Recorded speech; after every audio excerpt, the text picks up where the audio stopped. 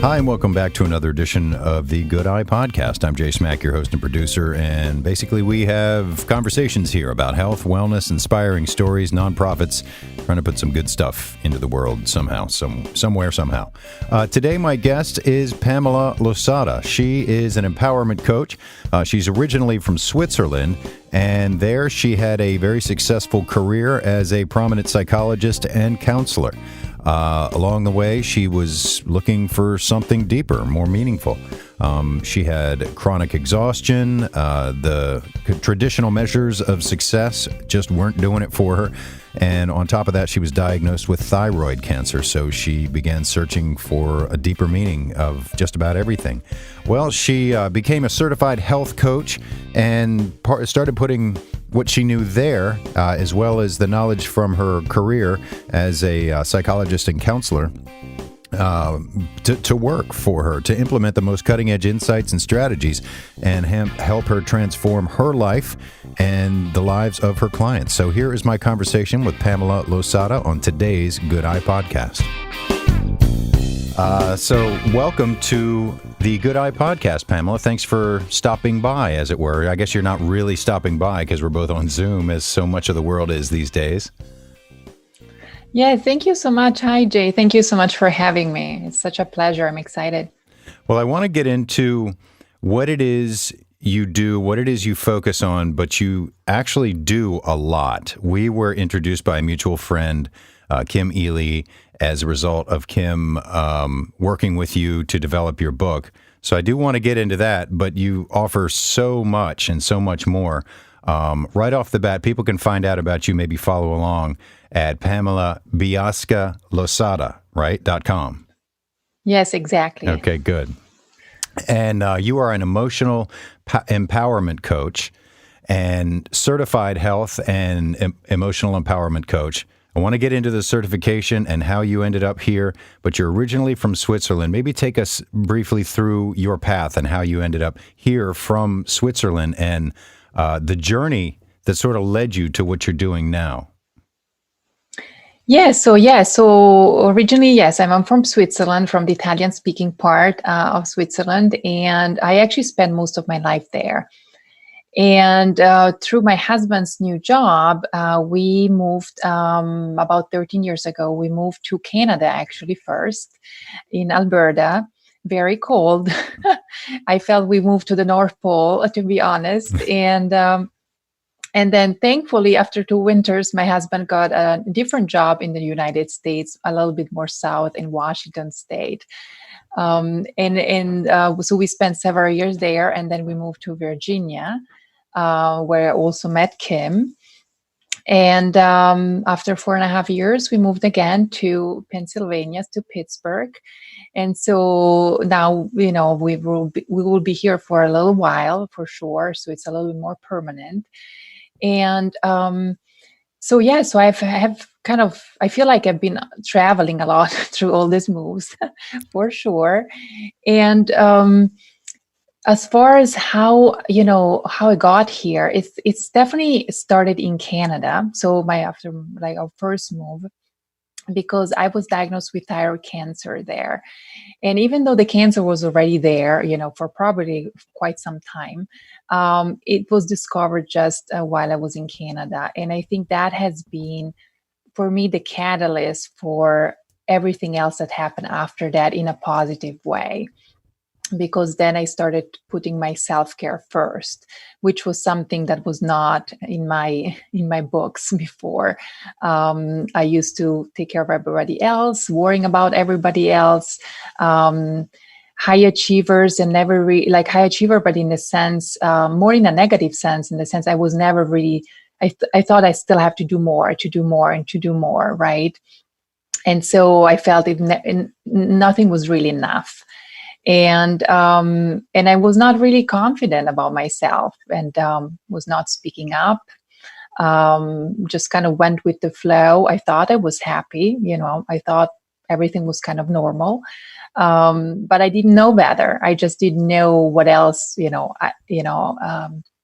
not only what else I could be doing, but also how I could be living until I figured out that there is another way. And then looking back, I'm like, I'm so glad I had this diagnosis, because it's really allowed me to make the shifts, and embarking on this great journey, on a health journey, but also a more empowering journey, to really step into my real self, my authentic self, because I felt like I was never really me, because I thought that was not good.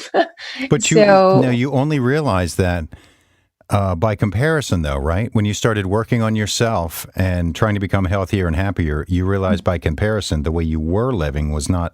But otherwise, before that, you essentially had blinders on.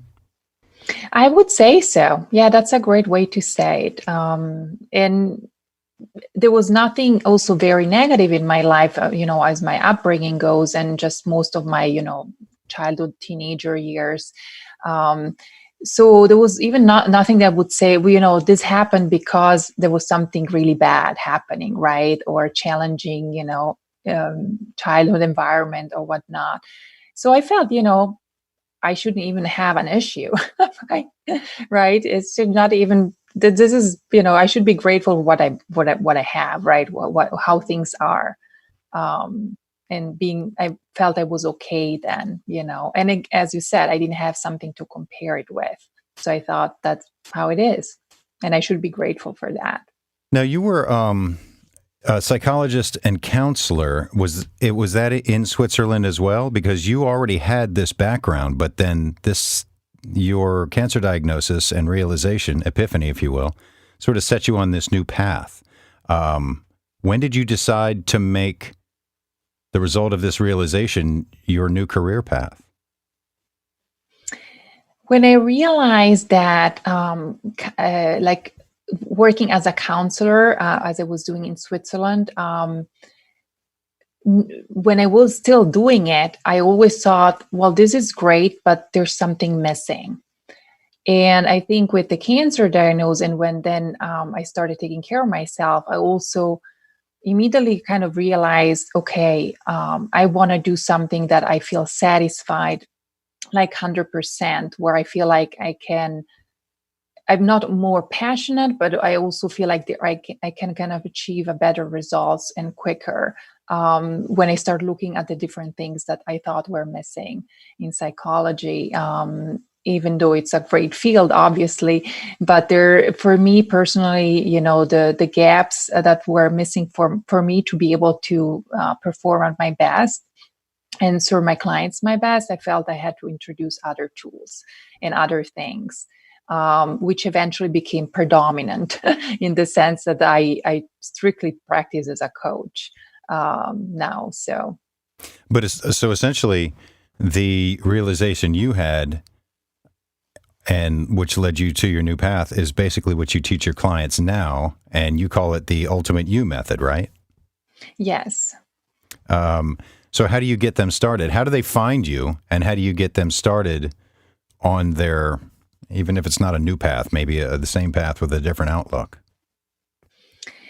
So usually, most of my clients have, even though I work virtually with clients, and I always have, at the very beginning, I was working with them in person as well. So I had both options, but most of my clients find me often when I do speak. So either they attend some of the, when I was doing more in person presentations or classes, and then also virtually. And I think the initial conversation is always kind of the one that kind of brings the clarity. Okay, what's going on? What the person wants to be changing? What they're not happy with?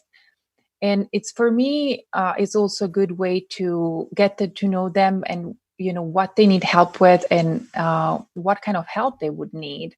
And it might not be me, I might not be the right person to help them. So I find myself very fortunate and blessed to have, through the last 9 years, to build an arsenal of connections and resources.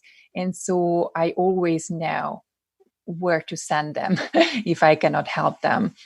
I always have another resources, another provider, another professional, or a combination of different things.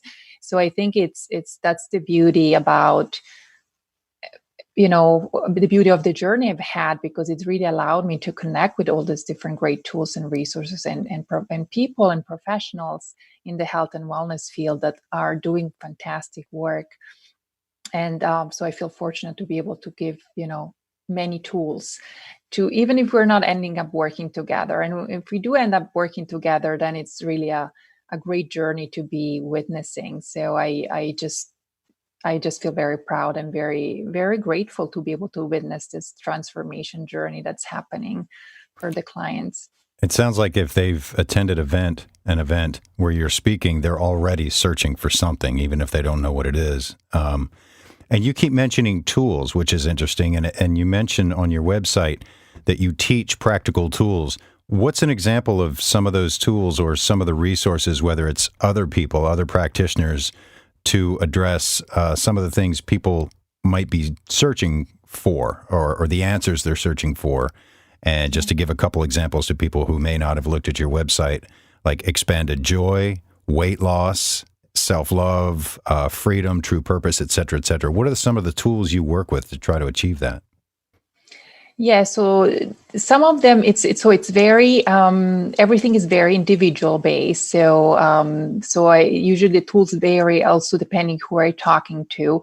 So because I know that not everything works for everybody, and sometimes it might be the same thing, but just it needs to be tweaked, until it really works and it resonates with the client, so they can actually implement them, regularly. Or maybe daily. Sometimes it's a daily thing. And so some of the tools could be related to kind of get more in touch with their feelings, what's really going on before making a certain decision or doing a certain thing.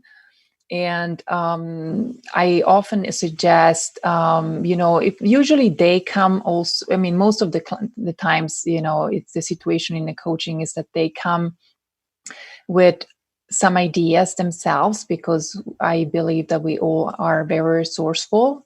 And so sometimes we just need the nudge of somebody else, right, to ask the right questions at the right time to pull out those resources, from a person. But one of the things when there's no idea, I like to offer some ideas or some resources they can check into and see if they like it. And when it comes to getting more in tune with their feelings and what's really going on, it's similar to meditation. So, and not necessarily like an hour long meditation type of, but just simple breathing exercises, and without being in a space with no distractions, and just focusing internally what's going on, and see if they can pinpoint what they're feeling. Do you ever find something at the root of maybe some anxiety or some feelings or some confusion that maybe is a little too heavy for what you offer? I mean, I'm just curious, like addiction issues or other deep-rooted emotional issues. Have you encountered that? And what do? Do you have to hand off to, say, someone clinical, or how does that work? Yes. So if there's something more deeper and when I say deep, I mean like more, more, as you mentioned, an addiction situation or a mental health issue. Because even a lot of people talk about, for example, anxiety, but there's different levels. It's not that everybody needs to see either a psychiatrist or a psychotherapist, for everything. But there's, many mental health issues where definitely there is the need to talk to a medical professional or a psychotherapist. So that would be something that I would be able to figure out, to see, and usually that it's pretty quick. Like in the first conversation, I already know if somebody would need to go that route first. And coaching can also be a part of the work. So as an additional tool, in conjunction with other things. But there's certain things that I feel like, it's really out of my scope as a coach. So I want to just be able to lead them in the right direction when it comes to where to find maybe another provider or where to find another resource so they can be better supported for what they're dealing with, because they might need more intervention type of um, Mm-hmm. treatment, or some other approaches that are more intervention types too. Do you ever deal with, say, business groups? I know team building might not be your thing, but when you talk about someone living their ultimate their ultimate them, do you ever work with whole groups to work together? Is it more, you did mention an individual one-on-one basis? I do mostly individual, so one-to-one basis, but I do have also some groups, but it's usually groups that I create, and they're usually very small, just because I want to be able to be able to have enough time for everybody, especially when it comes to the coaching component. So everybody has enough time to talk, and be supported. So I haven't worked like in a, I don't know if you were thinking about like a corporate setting, that type of thing. I haven't worked in that setting yet. Yeah, I was just curious because I recently interviewed, it hasn't been published yet, but a guy who works with organizations and actually analyzes the personality, not only of the organization, but the personality types within the organization, and figures out who works best together. It's just something I'm curious about. You got a lot of resources on your website. A lot of the videos, you post a lot of videos, and I wanted to ask you about a couple of the subjects. And you mentioned it earlier, learning from adversity. It's sort of a buzz phrase these days to learn, what doesn't kill you makes you stronger, which is the harsh way to put it. But a lot of people have trouble with that, sort of, how dare you say I should be happy about losing a loved one or something. But we really do learn a lot by the adversity we go through. How do you, is it ever like a touchy subject, heading into that field, to that cloud of finding the, not necessarily silver lining, but learning what you've learned, learning what you've actually learned from maybe a tragic situation or just even a setback? Do you find you get pushback from that? Honestly, not. And I think the reason is because probably the way I put it, because it's really not about dismissing, the negative feeling that usually comes with an adversity. And sometimes, and most of the time, it's multiple negative feelings, and it could be, in a situation from losing a loved one, obviously there is also the grieving component. But in another situation, it could be the anger, it could be frustration, it could be feeling anxious or sad. And I think it's still by acknowledging those feelings and not dismissing them. Yet there is another part of it, and usually when I do ask about, what's the learning experience here? What have you learned? Right? Everybody comes with something. They all know. I mean, when they get asked the question, they all come up with answers, what they have learned, and sometimes it's many different things that they can also then apply, for future challenges, a future situation. So it's usually not just this one-time learning experience, and that ends there, but it's something that it's another tool that they have in a toolbox to utilize, down the road, which I think it's beautiful. But again, going back into those feelings and acknowledging them, and in the empowerment, in the emotional empowerment, coaching arena, negative feelings are seen as allies and our internal guidance system. So, when clients understand that, because it's a big component of my work to explain and teach them how negative feelings are actually helping us, then they already have also a different perspective, to start with, and a different new language that they're learning about their emotions. Yeah, and I ask that as far as pushback and people's reaction to try to learn from adversity because of where we are now. It's obviously a very challenging time. Some people are taking to it a lot better than others, but the whole sentiment of we're all in this together, it's nice, but people are getting a little tired of it. They're getting a little stir crazy, a little punchy, and you actually participated in a forum called How to Thrive in Challenging Times. Can you talk about that a little bit, the summit that you participated in, and maybe some advice for people who have just about had it these days? And not everybody's getting to the end of their rope, but this thing's going on for a while and it's driving some people crazy. Mm-hmm. Yes, I've heard that too. Like, I think there is, there's the people that are like, are about to, okay, this is enough. I have enough on it. Let's move on. Right. And want to just desperately go back as they were before. But then there is the other group that are like, I'm learning so many things. This is great. They're actually thriving. And they're the ones, in the middle that they're like thinking, well, this is the new normal. They almost got used to it, like in a way that it's not bothering them as much. So the summit was a great, event put together really quickly by Melanie Fitzpatrick, who I met here in Pittsburgh. And she really gathered together, a few women with different specialties, different background, with the intention to really help and provide some resources to the audience that would listen to the summit in how to thrive in those challenging times.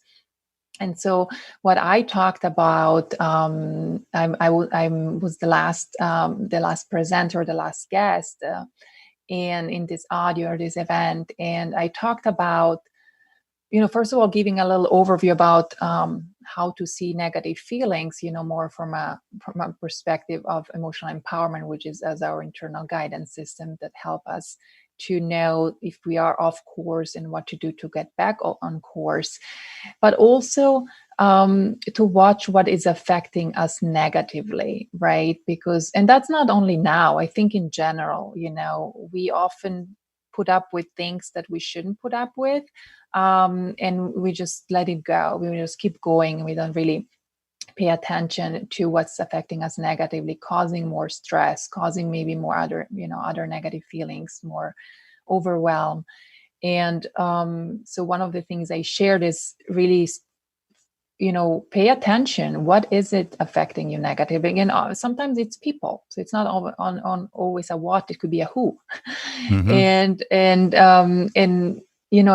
kind of starting there, and then, a step further would be, why is this person or this situation affecting you negatively? So there's different steps there, but just starting with the first one, like, what is it and who is it? And also started the disconnecting, from that particular situation or person. So that's one of the things I shared. That's a good point. And you talk about shining a light on the thing that's bothering you. It's very meditative, like seeing a negative emotion, shining a light on it sort of robs it of its power. It doesn't eliminate it, but being able to put a face on it, even figuratively, is definitely helpful, which leads me to another. I'm kind of just going down the videos that you have on your website because they have a real flow to them. And the next one is the power of gratitude. A friend of mine who calls himself the Fear Sherpa, and he talks about facing your fears, and his thing is smile, breath, gratitude. Talk about the power of gratitude as an empowerment device and how you use it with some of your clients. Yeah, I think it's something that's very powerful, and I know we hear a lot about gratitude, but it's really very important. Some people are, oh yeah, it's almost like becoming or is a buzzword in some ways, right? But it's really important because it does make a huge difference when you really are grateful and really remind yourself, about being grateful for the simple things, because often we realize that something is there when it's no longer there, right? And so when something is missing, all of a sudden we realize how important and how grateful we are. Even simple things like, somebody that, the mail person that delivers the mail, for example, every day, right? So simple things that we take for granted, electricity, technology, all the things like that. And people sometimes too, we just, they're always there. So it's kind of, we don't pay much attention, but when they're not there or gone for a while, then we realize how important they were, and how different it is when they're no longer there. So I think, I personally, I always been a very grateful person. But I feel like I'm more consciously grateful now, in the sense I literally think about things I'm grateful for every day. And some people are not used to that. They might not express gratitude very, just by nature, but I think especially for them, it's very important to pay more attention and set kind of the stage for the day, or even before you go to bed, right? If there's a lot of negativity going on, it's good to know that, and pay attention to things you're grateful for, and you appreciate, because everybody has a lot of things to be grateful for. Well, of course, we're all dealing with the isolation and lockdowns, et cetera, but do you have any virtual events coming up, or in-person events maybe in the fall, or anything like that people should know about? So as far in-person events, I haven't scheduled anything yet. I think everybody's kind of on hold a little bit on those, just because we don't know exactly when when we can actually make them happen. But yeah, so virtually, I have, so on my website, there is actually a recording. So a recorded webinar there that's, accessible actually every day, which is about, the title is Ready to Eliminate Overwhelm Once and for All. And so that's something that's on my website. And I will do the emotional empowerment, turning your negative feelings into your greatest allies, also probably once a month. I just don't have it scheduled yet for the next time, but that's kind of one of my regular ones, just because it's really one that gives a big overview about emotional empowerment and how to turn your negative feelings into your greatest allies. And it's kind of an information that a lot of people are needing to hear. And, the ones that actually have heard it, I always get great feedback for that class, because it's really an eye opener. And it makes a lot of, changes a lot when you know this information. And people can follow you on LinkedIn, Instagram, and you have a private Facebook group, correct? Yes. How do people access that? Do they have to be clients? No, that's a group first of all, it's a free group, and it's really open to everybody. It's called Prioritize You, Find Your Voice. That's the name of the group. So it's easy to find. If not, for some reason, somebody doesn't find it, they can reach out to me as well, and I can send them the direct link. And they can request to join that way. Okay, cool. But otherwise, they should just go to your website. That's the best place to get in touch with you? Yes, they can definitely do that. Okay. I appreciate you taking a few minutes. I mean, we could go on and on and on, because you address so much, like diet and rest and a mindfulness practice. But I would encourage people to get in touch with you to find out more. And like you said earlier, see if it's for them. And if not, you have a lot of resources. You can point them in the right direction.